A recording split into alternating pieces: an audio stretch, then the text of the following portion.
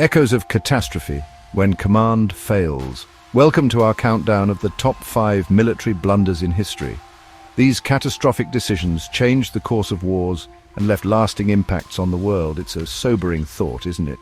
How the fate of empires, the lives of hundreds of thousands, sometimes millions, can pivot on a single, flawed judgment, a moment of hubris, or a catastrophic misreading of the enemy, the terrain, or even the weather.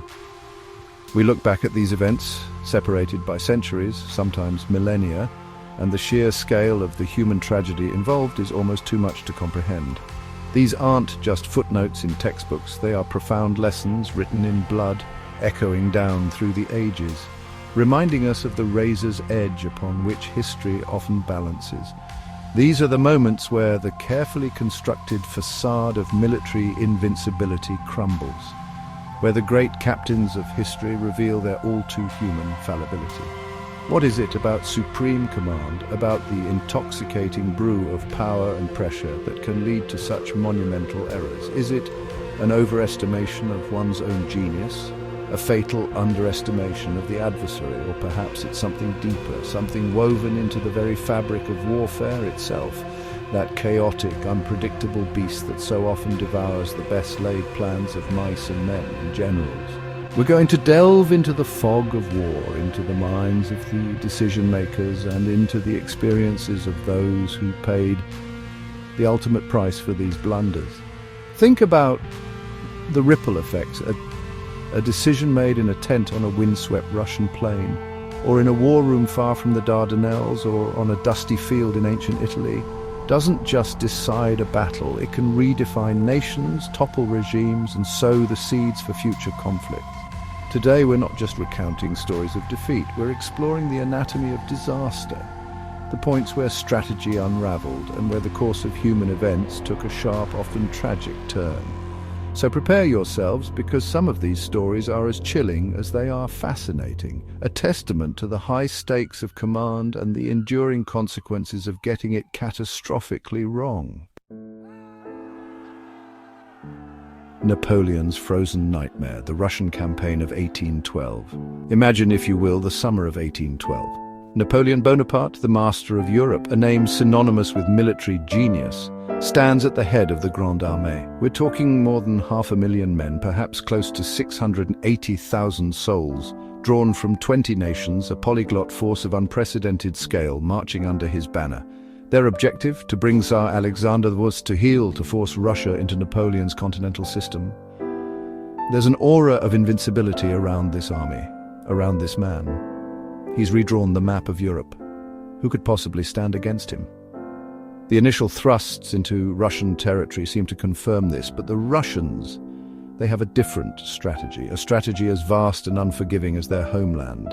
They refuse to give Napoleon the decisive battle he craves. Instead, they retreat deeper and deeper into the Russian interior, and as they go, they burn everything. Scorched earth, they called it. Crops, villages, supplies, all turned to ash, denying the advancing French sustenance. And then, of course, there's General Winter, a foe more formidable than any human army. Napoleon, for all his brilliance, seems to have catastrophically underestimated this. His supply lines, already stretched to breaking point across the immense distances, begin to fray, then snap. Starvation, disease, and the relentless, soul-crushing cold begin to take their toll long before the first snowflake of that infamous winter truly bites. You can almost feel the growing desperation, the dawning horror in the ranks. The retreat from Moscow, what's left of it after the fires, becomes one of history's most horrific military disasters. Of that vast host that crossed the Niemen River with such pomp and confidence, only a shattered remnant, perhaps as few as 27,000 according to some estimates, stumbles back. Think about that for a moment. The sheer human cost, men freezing to death in their saddles, resorting to unimaginable acts to survive.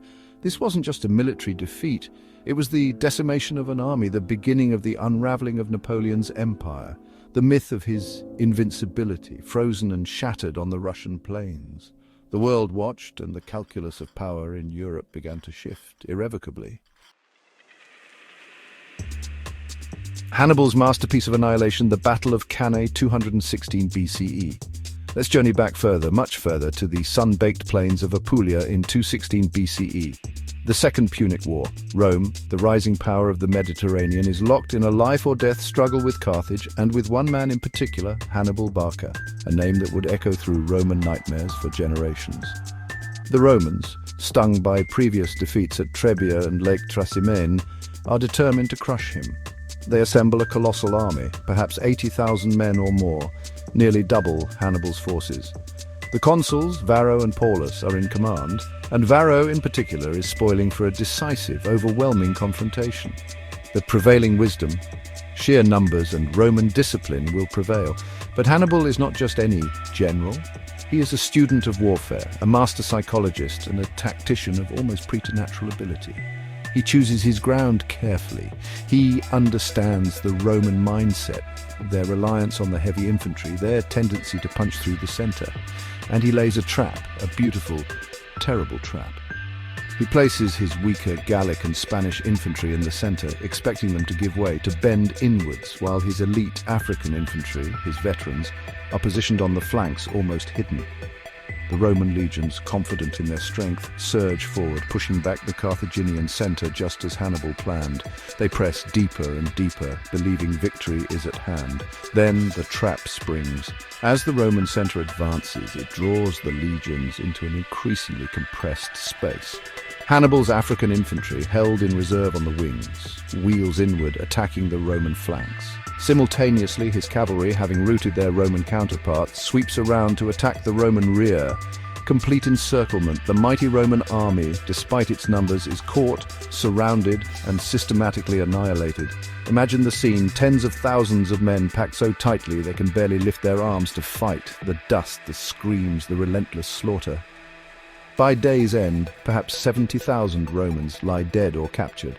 It's a catastrophe of almost unimaginable proportions, a textbook example of tactical genius that military academies still study, and a wound that would take Rome years to recover from, if it ever truly did psychologically. Fast forward to the grim deadlock of World War I. The Western Front is a bloody stalemate, a landscape of trenches, barbed wire and machine guns devouring men by the hundreds of thousands. Allied leadership is desperate for a breakthrough, a way to circumvent this horrific attrition. And a bold, imaginative, some might say reckless, plan emerges, championed by a young Winston Churchill, then First Lord of the Admiralty. The idea? Force the Dardanelles Strait, knock the Ottoman Empire, the sick man of Europe, out of the war, open a supply route to Russia, and perhaps even threaten Constantinople, an amphibious assault on the Gallipoli Peninsula. On paper it sounded audacious, potentially war-winning. The execution, however, was a litany of errors. Intelligence was poor, underestimating the terrain, the Ottoman defences, and crucially the tenacity of the Turkish soldier, fighting on his home soil, often under the inspiring command of figures like Mustafa Kemal, later Ataturk. The initial naval bombardment failed to silence the Turkish guns effectively. And when the troops, many of them Anzacs, Australians and New Zealanders for whom this campaign would become a foundational, if tragic, national legend, landed in April 1915, they faced a determined enemy, well entrenched on high ground. The beaches became killing fields. Suvla Bay, Anzac Cove, Cape Hell's names now synonymous with courage, suffering and futile sacrifice.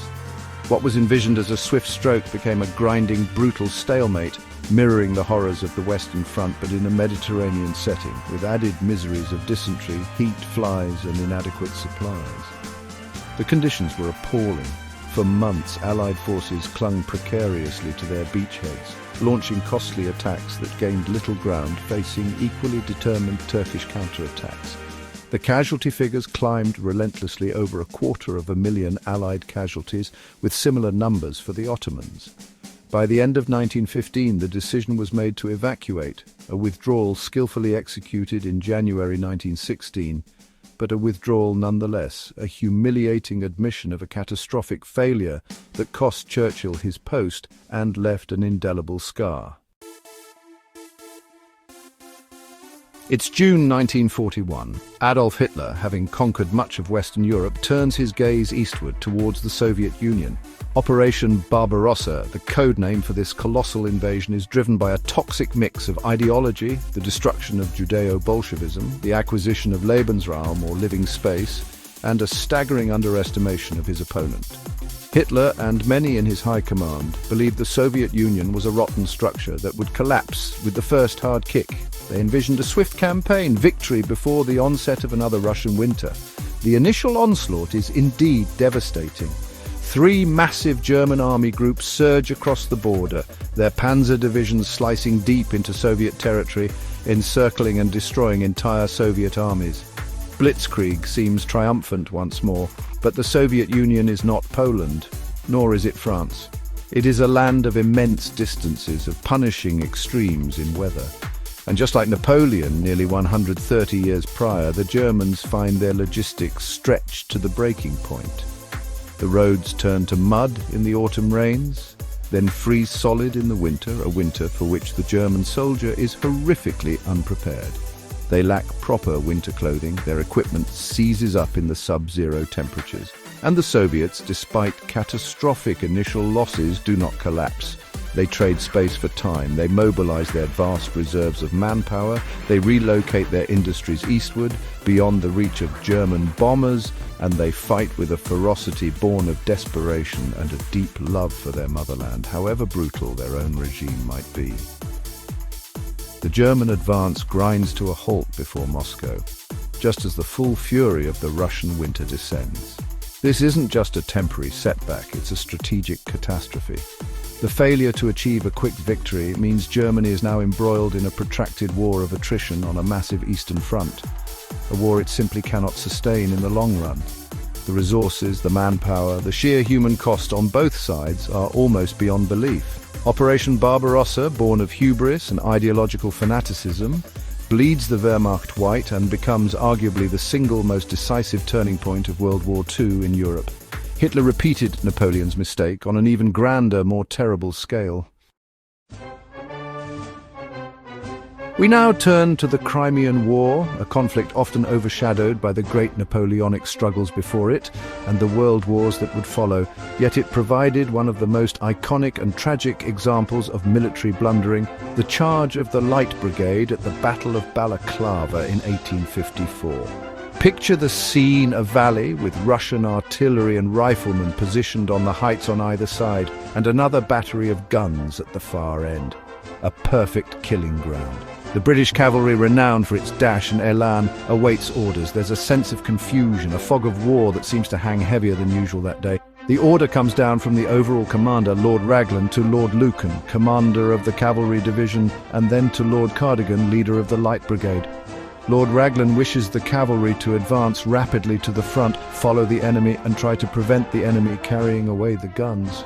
But which guns? Raglan, from his high vantage point, could see Russian troops trying to remove captured British guns from overrun Turkish redoubts on one set of heights. Lucan and Cardigan in the valley could not see these. They saw the Russian battery at the end of the valley, a fatal miscommunication, an ambiguity in orders that would have deadly consequences. When Cardigan questioned the order, pointing out the obvious danger, he was essentially told to obey. And so, with a blind, almost suicidal courage, the Light Brigade charged, some 670 sabres, trotting, then cantering, then galloping into the Valley of Death, as Tennyson would immortalize it. They rode into a storm of shot and shell from 3 sides. The bravery was undeniable, magnificent even, but the futility was heartbreaking. They reached the Russian guns, some even rode through them, but the cost was horrific. Nearly half the brigade killed, wounded, or captured, and an even greater loss in horses. The charge achieved nothing of strategic value. It became an instant symbol of aristocratic incompetence in high command, of orders blindly followed, and of the incredible stoic bravery of the ordinary soldier asked to perform an impossible task, a blunder etched into legend. So there you have them, 5 monumental military blunders, each a stark tableau of ambition undone, of courage squandered, of lives irrevocably altered by decisions made under immense pressure, or sometimes with a chilling lack of foresight. From the frozen plains of Russia to the sun-scorched earth of Cannae, from the beaches of Gallipoli to the bloody valley at Balaclava, these stories resonate with a terrible clarity. They speak of the human element in warfare, that unpredictable variable that can elevate strategy to genius or condemn it to disaster. One can't help but wonder about the what-ifs, the alternative paths history might have taken had a different choice been made, a different order given, or a different understanding prevailed. The scale of human loss in these events is frankly staggering. It's easy to recite the numbers, tens of thousands here, hundreds of thousands there, but each number represents a life, a family, a future that never was. These blunders didn't just lead to defeat on the battlefield. They reshaped empires, fueled revolutions, and left scars on the collective psyche of nations that endure to this day. They serve as grim monuments to the consequences of hubris, miscalculation, poor communication, and the sheer brutal unpredictability of war. It's a heavy subject, no doubt, but one that offers profound insights into the nature of power, leadership, and human fallibility. These military blunders serve as stark reminders of the importance of strategy, preparation, and clear communication in warfare. Thanks for watching, and don't forget to like, share, and subscribe for more historical insights. The echoes of these past catastrophes continue to teach us, if we are willing to listen, about the critical need for wisdom and humility in the face of conflict. A lesson as relevant today as it was in centuries past. Until next time, keep questioning, keep exploring.